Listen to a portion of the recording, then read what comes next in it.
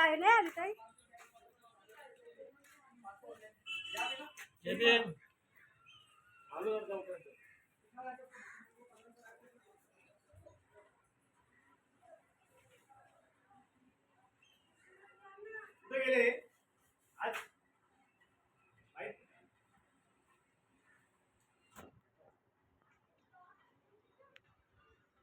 सर्वप्रथम सर्व आंबेडकरवादी सर्व बहुजनवादी यांना क्रांतिकारी जय भीम।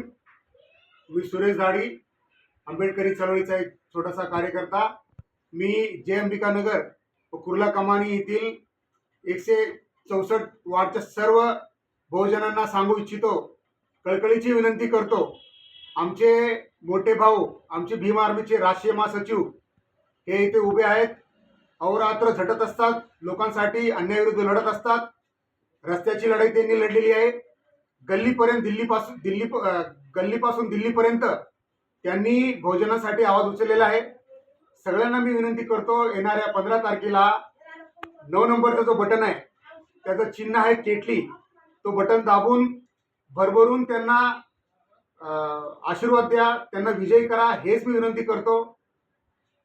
आणि अशोक भाऊ जर आले तर इथे जे काही तुमचे प्रश्न असतील ते अशोक भाऊ सोडवतील आणि 24 तास तुमच्यासोबत ते राहतील, तुमच्या हक्काची लढाई ते लढतील। आणि ते इथल्या एरियामध्ये राहतात, हा झोपडपट्टीमध्ये राहतात। इथली जे काही समस्या आहे ते त्यांना माहीत आहे। बाहेरचे लोक येतील, खूप मोठमोठे तुम्हाला दावे करतील, वादे करतील आणि 5 वर्ष तोंड पण दाखवायला ते लोक इकडे येणार नाही।